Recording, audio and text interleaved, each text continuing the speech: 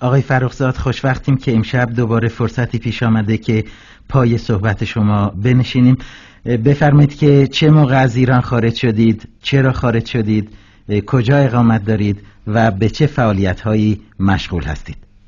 بعد از اینکه اوضاع سیاسی ایران عوض شد، من نمیخواستم از ایران بیرون برم و کشورم رو ترک بکنم. شدیداً عاشق این بودم که در ایران باشم، صمیمانه دوست داشتم ایران رو و دارم و اصلا جزو آدمایی نبودم که قبل از اینکه مثلا پادشاه از کشور بره بیرون اسبابشون رو بستن و با سگ و گربه و خدمتگار و هر چی که داشتن از ایران رفتن بیرون، چون گفتن شاه داره میره پس ما زودتر بریم. نه، برای من فرقی نمیکرد که، واقعا جدی بهتون میگم، برای من فرقی نمیکرد که چه اتفاقی داره میفته، برای اینکه اولا حس نمیکردم که این اتفاق داره میفته. فکر میکردم خب یک تغییر و تحوله و این تاریخه و من نقشی زیاد مهم در اون تغییر و تحول نمیتونم داشته باشم، برای اینکه میدیدم که چی داره پیش میاد و نمیخواستم از کشورم خارج بشم.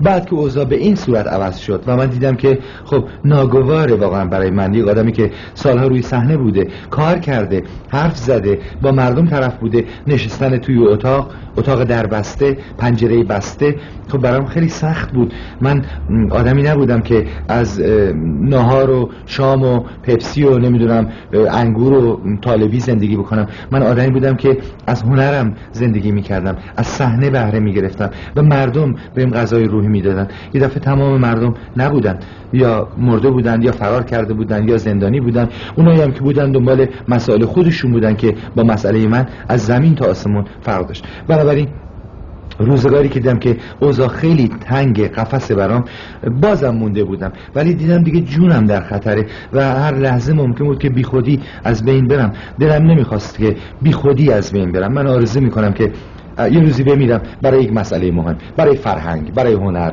برای سیاست والا، برای واقعا یه چیزی، برای آزادی خواهی. ولی من گوشه یه اتاق مثلا کشته بشم یا گوشه یه زندان از بین برم، خب این خیلی احمقانه است. آدم باید روزی از دنیا بره که باید بره و تا روزی که میتونه زنده باشه و مثمر ثمر باشه باید ثمر بده و بهره بده. من میتونستم بهره بدم، بنابراین از ایران آمدم بیرون، از راه کوهستان آمدم به ترکیه. کاری که در عمرم فکر نمی‌کردم بکنم، سوار اسب بشم و مثلا برم توی کوه، از بلد نبودم و برام عجیب و غریب بود و برام نهایت بدبختی بود که چرا من باید از کشورم برم بیرون.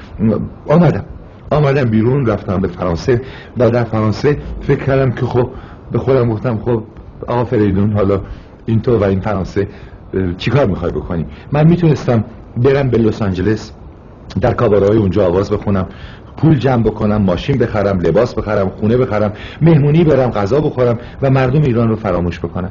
ولی من نکردم این کار رو. من شهر به شهر، کشور به کشور و قاره به قاره رفتم، کنسرت اجتماعی و سیاسی برگزار کردم، از مسائل ایران صحبت کردم، از فرهنگ ایران صحبت کردم، از مسائل مردم ایران صحبت کردم. 4 ساعت 5 ساعت صحبت کردم و آواز سیاسی خوندم و صدها هزار مردم رو اطراف خودم جمع کردم و به اونها گفتم که این مسئله مهم نیست، این تاریخه. تاریخ یعنی این چیزایی که در کشور ما داره اتفاق میفته، ولی این تاریخ عوض میشه. کتاب تاریخ رو بخونید، هیچ بخشیش مثل بخش سابقش نیست. هیتلر یک روزی آمد، شخصی به نام آدولف هیتلر آمد در آلمان، گفت من یک کشور 1000 ساله میخوام بسازم و بعد از 12 سال سرنگون شد. 50 میلیون مردم دنیا رو کشت، 7 میلیون آلمانی رو کشت، 21 میلیون روسی رو کشت، میلیون ها یهودی رو کشت از کسانی که برجت اقوامشون امروز اینجا در کشور شما هستن. ولی با وجود تمام طرفداری های ملت آلمان از آدولف هیتلر که امروز میگن ما نبودیم، مثل ایرانی‌ها که همه امروز میگن ما نبودیم، پس کی بود من نمیدونم، همه میگفتن زنده باد هیتلر. با این وجود بعد از 12 سال آلمان شکست خورد، حکومت فاشیستی هیتلر سقوط کرد و غیر از او فرانکو بوده، غیر از او در ایتالیا موسولینی بوده، غیر از او پرون بوده، غیر از او استالین بوده. تمام این دیکتاتورها میان و میرن و یه اسمی از خودشون در تاریخ به خوب، به نیک یا به بد باقی میگذارن.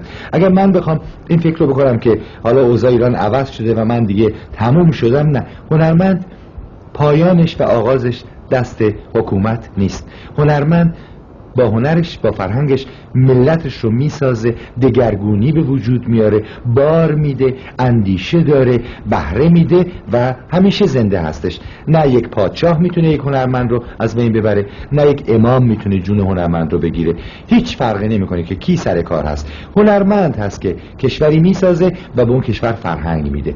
بنابراین من آغاز به کار فرهنگی، سیاسی و اجتماعی کردم و تمام دنیا رو در این 5 سال غیر از استرالیا همه جا رفتم.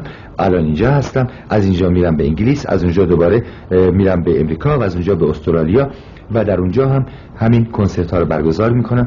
از ایران میخونم، از ایران صحبت میکنم، برای ایران قدم برمیدارم، با یاد ایران میخوابم و با یاد ایران بیدار میشم. اینا رو واقعا صمیمانه بهتون میگم، برای اینکه هیچ نیازی ندارم که دروغ بگم. دروغ زندگی ما رو تباه کرد. ما امروز باید با هم راست بگیم. من راست میگم. من غیر از ایران و غیر از اینکه یه روزی تو مملکت، حداقل تو مملکت بمیرم، هیچ چیزی برای من مهمتر نیست و این کاریست که میکنم.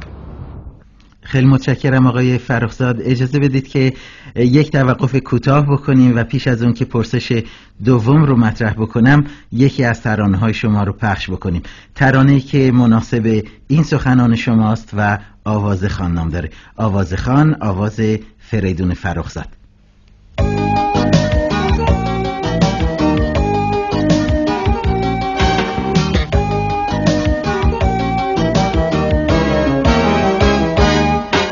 اکنون دوباره اینجا منم با یک بغل ترانه، آواز خانه عاشق منم با حرف عاشقانه. آواز من در گوش تو، آواز درد خانه.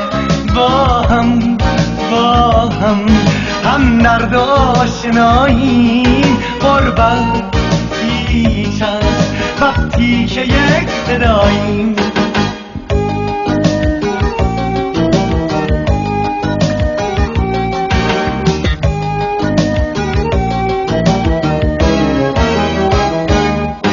هرچه که بود از خوب و بد رفت دست و پیش ما نیست.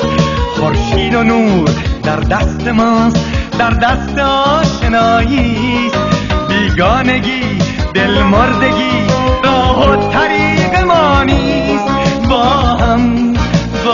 هم هم درد و آشناییم، غربت هیچ است وقتی که یک صداییم. آمدم که آواز نو به گوش ترانه بسپارم. آمدم که در ذهنم گل روشنایی بکارم. دانه های امید و عشق به دلهای خسته بسپاریم. در سکوت غربت کنون قریب طلوع افشاریم. با هم هم درد و آشناییم، غربت هیچ است وقتی که یک صداییم.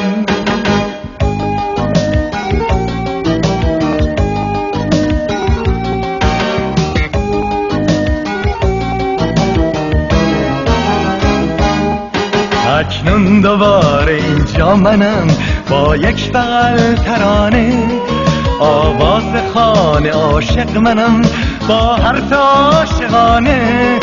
آواز من در گوش تو، آواز درد خانه.